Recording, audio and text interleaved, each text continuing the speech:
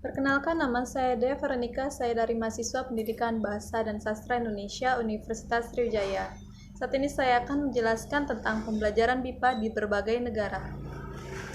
Di dalam negeri saat ini tercatat tidak kurang dari 45 lembaga yang telah mengajarkan bahasa Indonesia bagi penutur asing atau BIPA, baik di perguruan tinggi maupun di lembaga-lembaga kursus.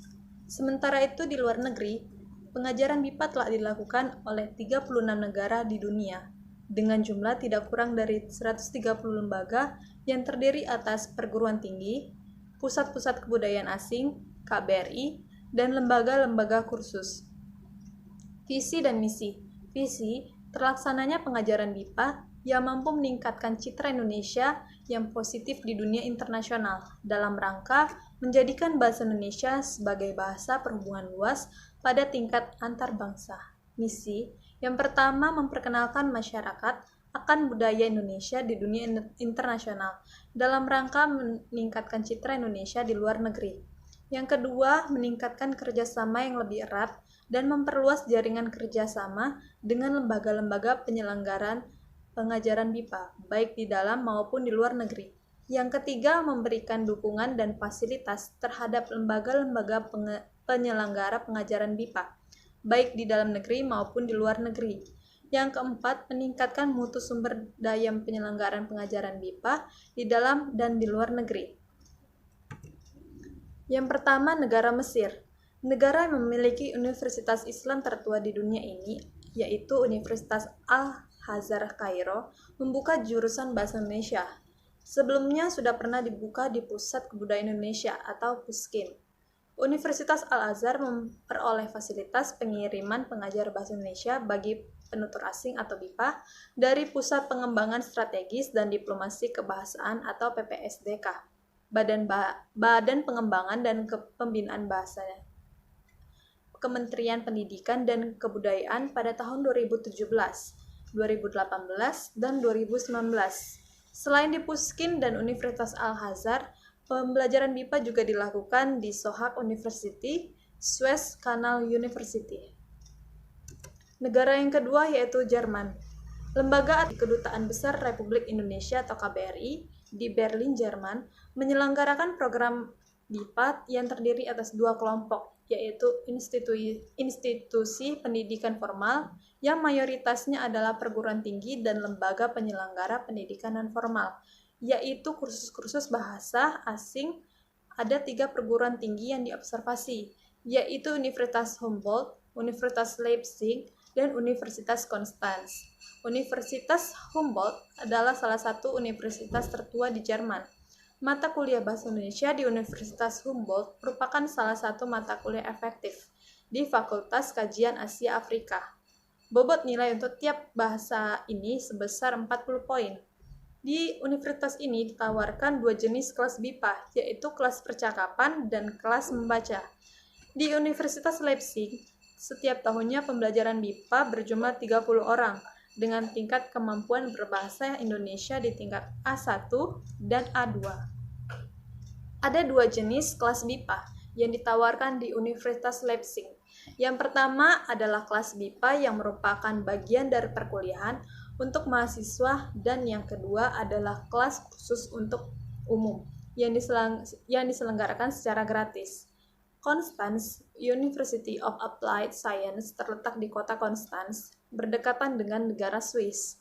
Program BIPA di universitas ini merupakan bagian dari kurikulum program studi Asian Studies and Management. Setiap tahun ada sekitar 70 mahasiswa Jerman yang belajar bahasa Indonesia dari tingkat A1 sampai C2. Setelah belajar bahasa Indonesia sekitar 1 tahun, mahasiswa akan melanjutkan belajar BIPA di Indonesia melalui program BIPA Imersi di salah satu perguruan tinggi di Indonesia. Di Universitas Hamburg, program BIPA termasuk ke dalam kurikulum program studi Austronesia, jurusan Asia Tenggara di Fakultas Humaniora. Jumlah mahasiswa dalam kurun waktu 3 tahun terakhir ini, yaitu tahun 2014 sampai 2016, mencapai kurang lebih 50 orang. Untuk tingkat A1 dan A2, jumlah mahasiswa per tahun sekitar 16 orang sampai 18 orang.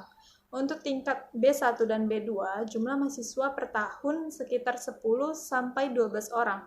Untuk tingkat C1 dan C2, jumlah mahasiswa per tahun sekitar 2 sampai 6 orang.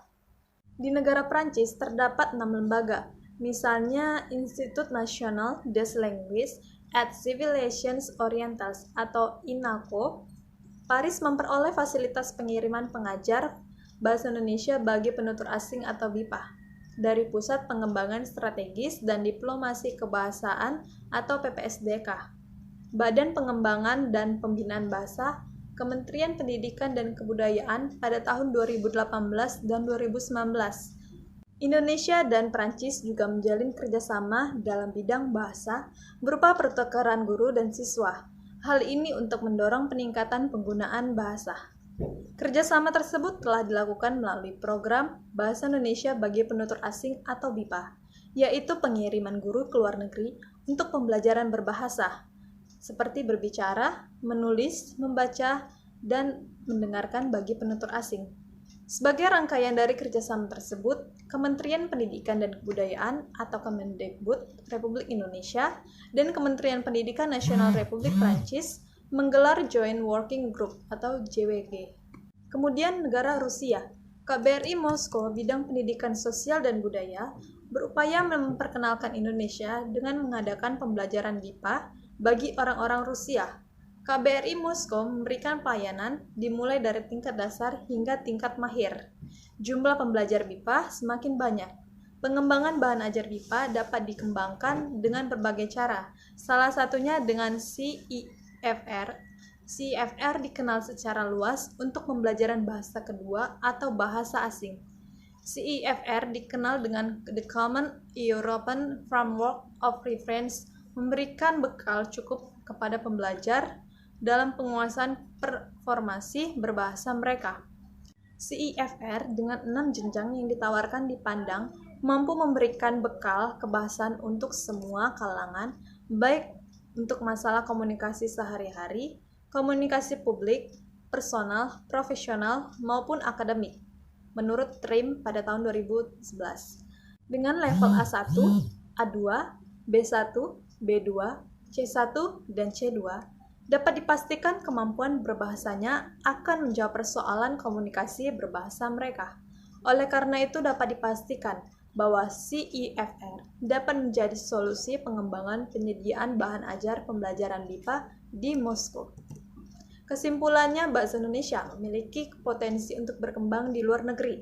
Kepopuleran bahasa Indonesia untuk dipelajari di sebuah lembaga bergantung pada dukungan dari sekolah dan promosi yang dilakukan guru-guru bahasa Indonesia di lembaga tersebut. Jika usaha ini diteruskan dan lembaga tersebut juga mampu mempromosikan bahasa Indonesia ke sekolah-sekolah lain, kita yakin perkembangan bahasa Indonesia akan menjadi lebih baik lagi. Salah satunya lewat BIPA. Dengan adanya BIPA ini membantu orang luar yang memiliki keinginan untuk belajar bahasa Indonesia maupun budaya Indonesia dapat dioptimalkan dalam pelaksanaannya. Terima kasih.